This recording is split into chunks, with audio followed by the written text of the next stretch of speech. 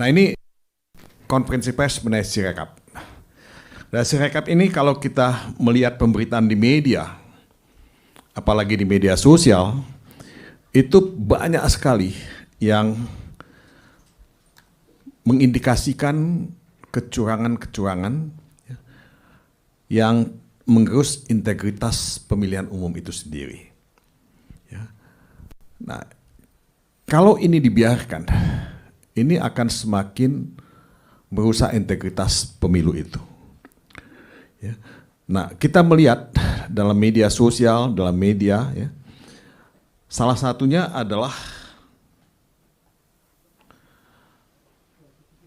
penggunaan Sirekap yang cenderung menguntungkan paslon nomor 2 dan merugikan paslon nomor 3. Ini yang paling banyak kita temukan dalam pemberitaan-pemberitaan, terutama di media sosial, disertai dengan video yang kita bisa saksikan, dan kami berpendapat bahwa hal ini sangat tidak sehat dan sangat tidak fair dan mengancam pemilu dan pilpres yang jujur dan adil. Nah, saudara-saudara, saya punya banyak pasukan yang lengkap di sini yang bisa menjelaskan lebih teknis, lebih detail kalau diperlukan nantinya. Tapi kami sangat concern dan sangat prihatin mengenai hal ini karena kami berasumsi kita melakukan kontestasi politik dengan fair, dengan jujur, dengan adil. Nah, dalam konteks ini, saudara-saudara sekalian, ini catatan saya agak hilang. Kami sudah melaporkan ini baik ke KPU dan Bawaslu. Kami minta kepada Bawaslu untuk melakukan investigasi terhadap hal ini, supaya kita tidak dicurangi, supaya publik juga tidak dicurangi, dan Bawaslu sebagai lembaga yang fungsinya melakukan pengawasan punya kewajiban untuk melakukan investigasi itu, memeriksa Sirekap itu dan membuat keputusan apakah telah terjadi pelanggaran atau kecurangan dalam pemakaian Sirekap ini. Nah, ini poin-poin yang saya ingin tekankan sebagai satu hal yang sangat serius yang mengancam integritas pemilu itu. Walaupun kami tahu bahwa yang mengikat, yang official dalam perhitungan suara pemilihan umum, pemilihan presiden itu adalah perhitungan manual yang dilakukan oleh KPU yang akan makan waktu.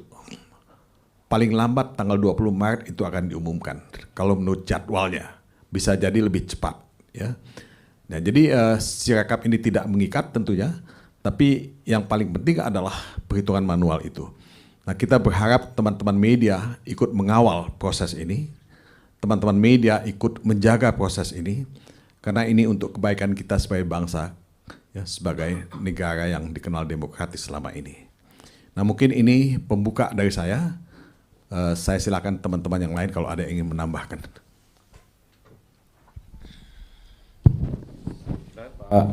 Firman.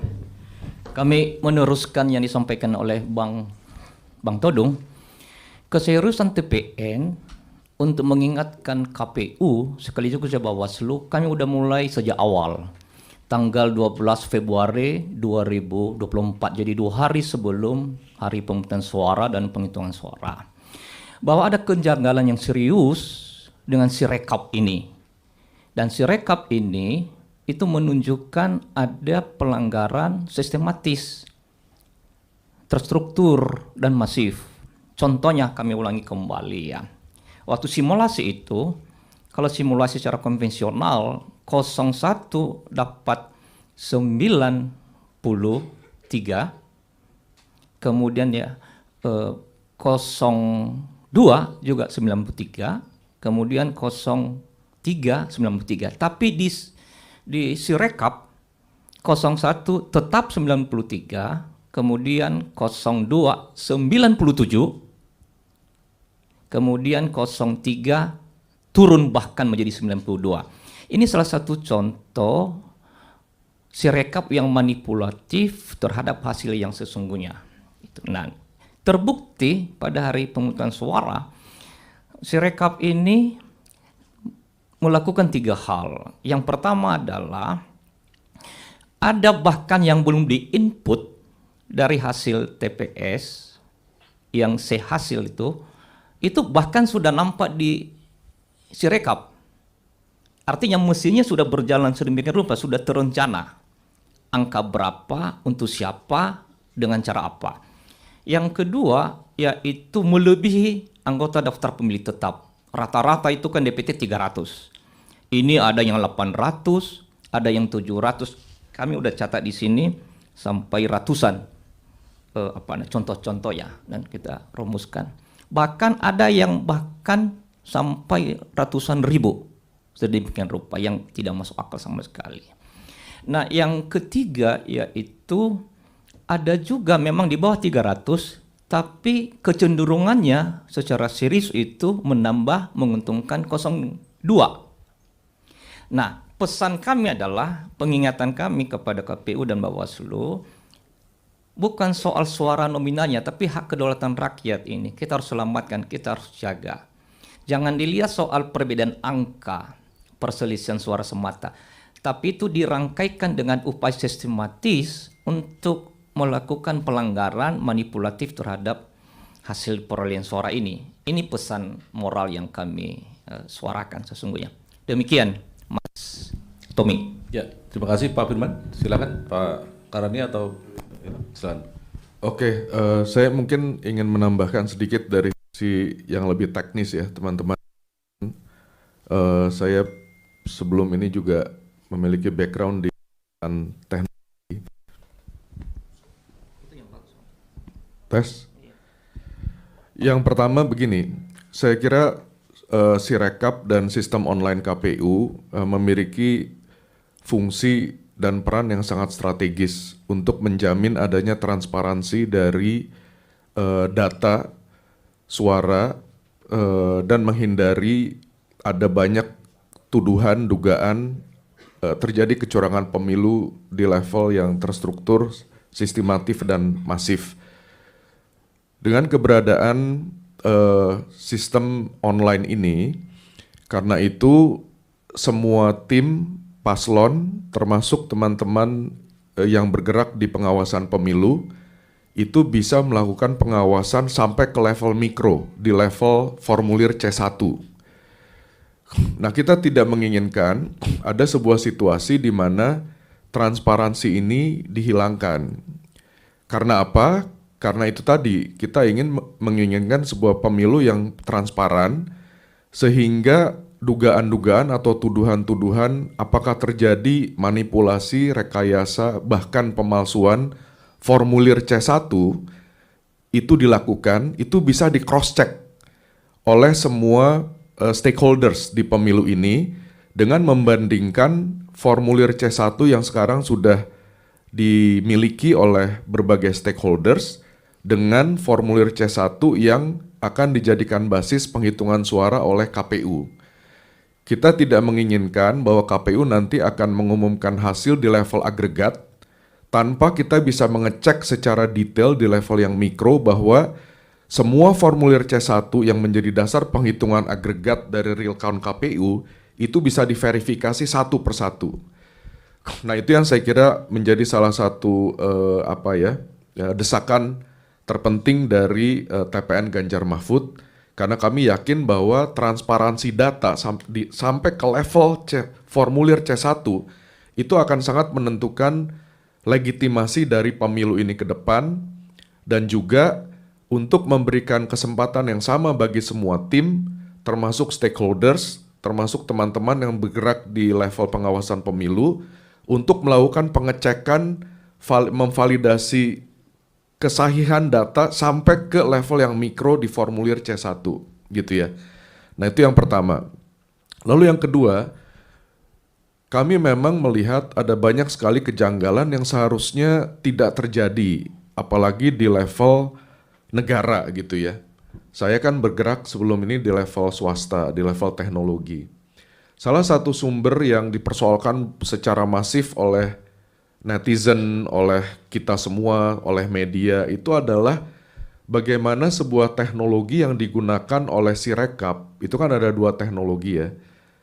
Kalau sepengetahuan saya gitu, satu adalah teknologi OCR atau Optical Character Recognition dengan OMR atau Optical Mark Recognition. OCR itu adalah sebuah teknologi yang bisa mengcapture dan kemudian mengkonversikan tulisan gitu menjadi sebuah teks digital gitu kan. Nah lalu yang kedua OMR, kalau teman-teman lihat di C1 itu kan ada tuh yang berupa bulat gitu ya, bulatan-bulatan hitam. Nah itu yang di capture oleh OMR. Nah yang ingin saya tekankan, kenapa saya sebagai orang yang juga bergelut di dunia teknologi OCR dan OMR ini adalah teknologi yang bukan teknologi baru gitu. Itu teknologi yang sudah secara luas digunakan oleh industri digital kita, termasuk di perbankan, di e-money, dan lain sebagainya. Dan itu sebuah teknologi yang sudah mature gitu.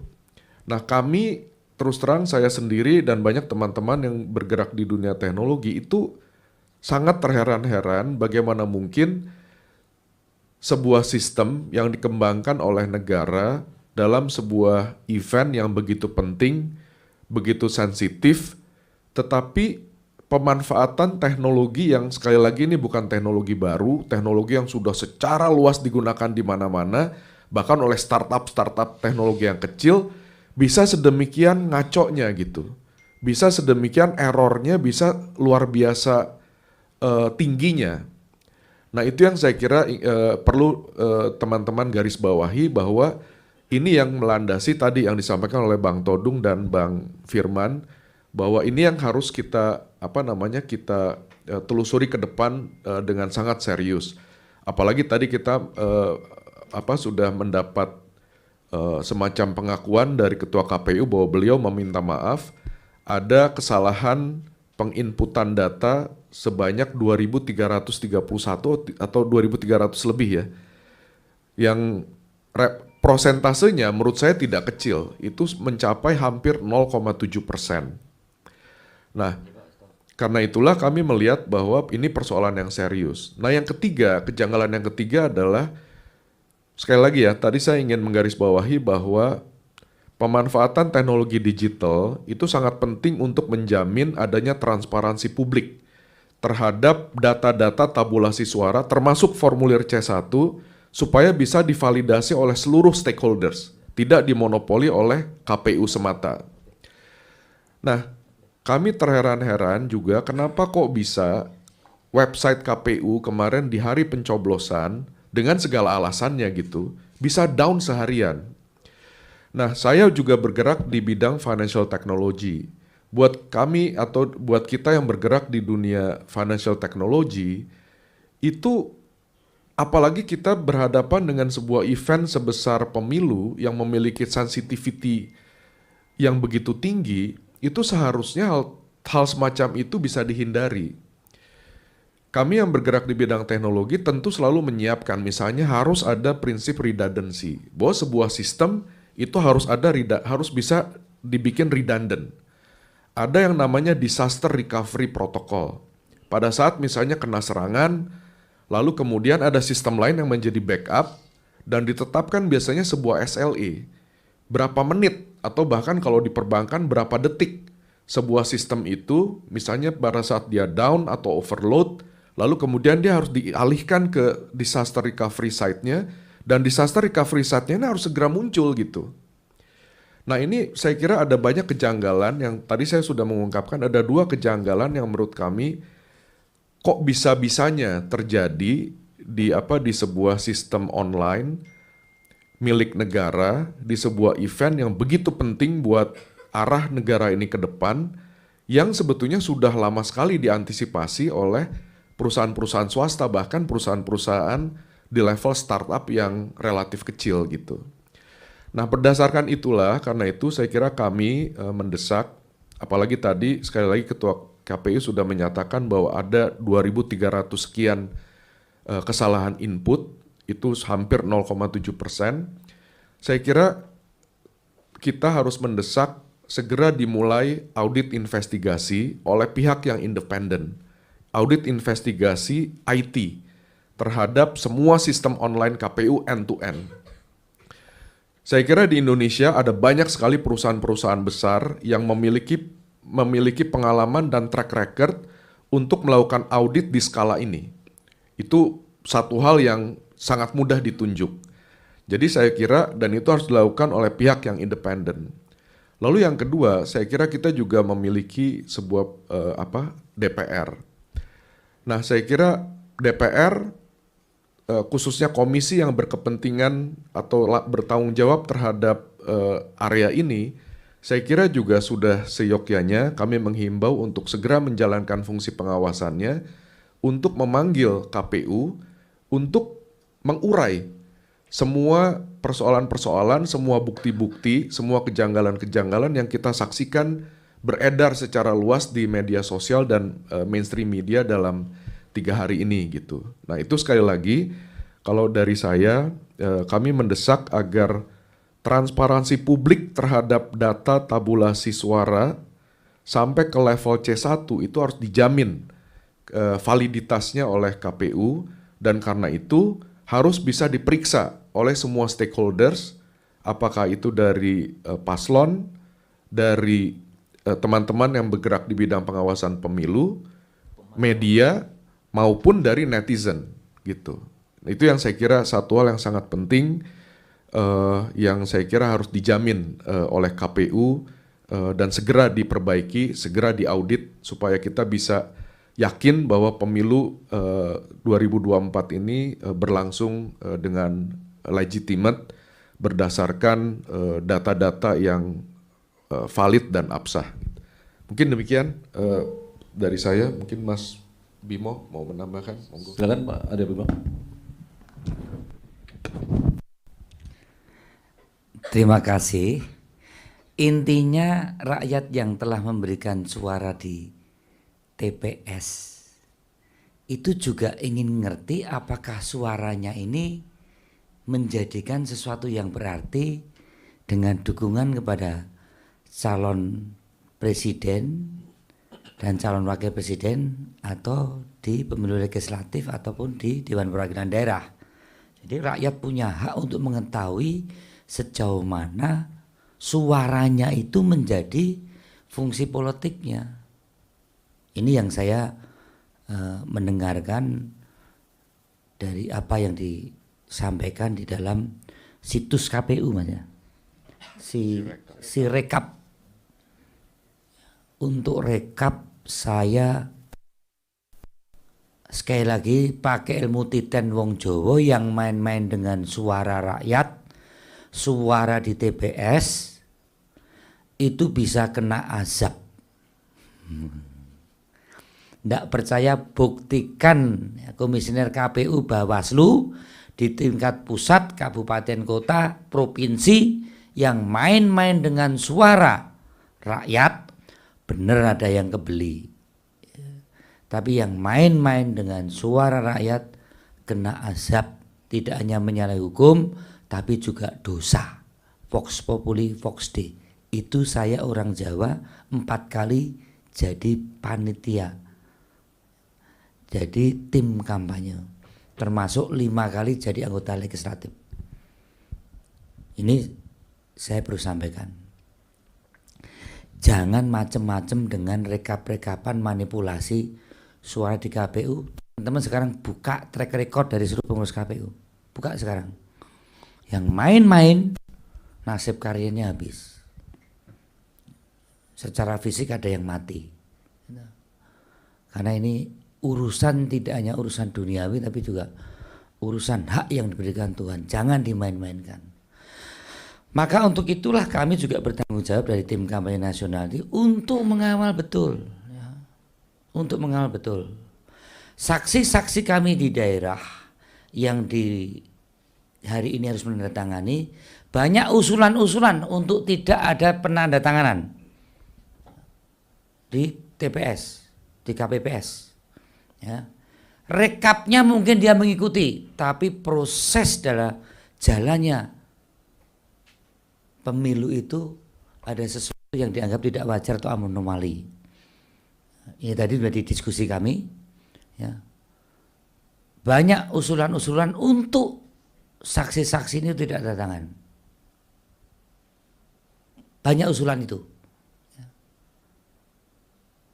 Bagi yang tanda tangan pun hanya mau itu sebagai satu penandatanganan tabulasi rekap suara. Tapi bukan berarti menghilangkan berbagai kecurangan-kecurangan H-1 ya, pada saat sebelum ada kejadian di TPS. Setelah mereka menandatangani hasil penghitungan di KPPS, rekapnya pun dikacaukan, kan kacau lagi nih. Ya. Kita terlalu diasikkan dengan quick count, tapi penghitungan rekap di KPU jadi kacau. Jadi ini yang ada dua persepsi. Apakah perlu ditampilkan seperti quick count itu rekapnya, ya kan? Atau dihentikan dulu supaya tidak mengacaukan situasi penghitungan secara bertahap. Tapi selalu muncul saja di media sosial tentang berbagai kecurangan yang ada. Ini yang perlu saya sampaikan untuk hal-hal yang terkait dengan rekap manual penghitungan berjenjang saat ini. Saksi-saksi banyak usulan untuk tidak mendatangani. Karena banyak kecurangan-kecurangan yang ada tidak dalam proses penghitungan di penghitungan suara TPS, tapi proses hal-hal yang menyangkut anomali-anomali terjadi berbagai cara untuk melakukan berbagai kecurangan. Ada wilayah tersendiri kami merekap berbagai kecurangan yang terstruktur sistematis masif sendiri. Untuk rekap kita berharap KPU harus menindaklanjuti berbagai kecerobohannya. Kalau ada berapa ribu? 2.300. Saya kira apakah cukup dengan permohonan maaf? Itu pernyataan permohonan maaf. Perlu ditindaklanjuti sikapnya harus seperti apa? Itu yang perlu kami sampaikan sebagai tambahan, bahwa sampai hari ini kita terus mengikuti berbagai jenjang perhitungan mengenai hal-hal yang terkait dengan si rekap ini. Terus kita harapkan akan menjadi instrumen yang dibutuhkan dari berbagai kelompok nantinya. Jangan seperti sekarang saya membutuhkan rekap suara pemilu di tahun 2009. Nggak ada. Coba sekarang dibuka situs tahun 2009, rekap suaranya kan nggak ada. Sebesar negara Indonesia. Apakah ini akan ada kejadian 2019 sekarang 2023? 2004 kok. 2019 ada kok. Tiba-tiba di 2024 kita tidak akan mendapatkan dokumen pemilu dari TPS per TPS di sistem rekap KPU. Janggal. Seperti tahun 2009 kacau, akhirnya ditutup. Dah. Apakah akan seperti itu? Tentu ada motif kenapa dikacaukan. Itu yang bisa kami sampaikan. Terima kasih. Terima kasih Pak Arya Bima. Saya kira mau nambahkan Mas Vincent, silakan. Iya baik, kami tambahkan beberapa hal. Yang pertama, kalau seandainya Bawaslu merespon pengaduan kami di tanggal 12 Februari 2024, 2 hari sebelum pencoblosan, maka seharusnya tidak terjadi gonjang-ganjing berkaitan dengan Sirekap. Jadi kami cukup menyayangkan Bawaslu tidak merespon cepat pengaduan dugaan kelemahan yang terjadi di Sirekap. Mungkin kalau bisa dilihat bahwa kami dari tim pemenangan paslon nomor 3 yang duluan menyikapi ini dan duluan melaporkan di Bawaslu yang berkaitan dengan kelemahan yang terjadi di Sirekap KPU. Itu yang pertama. Yang kedua, di beberapa forum media tim pemenangan 02 selalu menjelaskan berkaitan dengan kelemahan ini bahwa terjadinya penambahan suara menurut mereka itu diakibatkan karena penulisan di formulir C hasil. Namun ini menurut kami penjelasan itu pun tidak akurat. Karena kenapa tidak akurat? Di saat simulasi saja, di beberapa kali bukti yang kita dapatkan di simulasi, itu tetap terjadi penambahan di paslon 02 dan pengurangan tetap terjadi di paslon 03. Dan itu kemudian menjadi suatu fakta yang terjadi di Sirekap KPU ini. Kalau kita lihat di beberapa bukti yang sudah terjadi, suara 02 sejumlah 62 suara, tetapi dalam hasil di Sirekap KPU itu kemudian menjadi 860. Ini bisa dibayangkan berapa kali lipat penambahan suara yang terjadi di paslon 02. Sedangkan di paslon 03 itu semakin turun. Nah ini tentu penjelasan bahwa itu diakibatkan karena penulisan di formulir C hasil, menurut kami ini sangat tidak tepat, begitu ya. Dan yang ketiga, karena masifnya, kalau kita anggap ini bentuk kelemahan, kalau kita menganggap itu juga bentuk kecurangan, maka menurut kami ini juga perlu KPU transparan. Sebetulnya aplikasi Sirekap yang buat siapa sih? Kira-kira begitu. Ini juga perlu disampaikan kepada publik supaya kita mengetahui bahwa apakah memang ini semata-mata suatu kelemahan dalam suatu sistem IT atau ada rangkaian yang kita tidak ketahui di balik itu. Jadi menurut kami KPU tidak hanya semata-mata meminta maaf bahwa terjadi kelemahan di sistem IT tersebut, tetapi KPU juga harus transparan. Ini siapa yang buat? Kalau perlu yang buat pun memberikan penjelasan, termasuk yang tadi kita minta bahwa di dalam investigasi yang dilakukan ada tim audit independen supaya ini check and recheck bahwa Sirekap KPU itu terjadi semata karena kelemahan, bukan karena ada bentuk kecurangan. Karena kalau kita lihat secara terus-menerus bahwa yang terjadi penambahan itu pada paslon 02. Nah, itu yang perlu kami tekankan juga bahwa ini memang tidak semata-mata hanya sekedar pada audit forensik saja, tapi ini juga harus transparan. Ini tim IT atau developernya ini berasal dari mana dan sebagainya. Jadi itu juga perlu menjadi penekanan dari kami. Terima kasih. Pak Vincentius Mendrova, terima kasih. Masih ada lagi? Cukup ya, saya kira.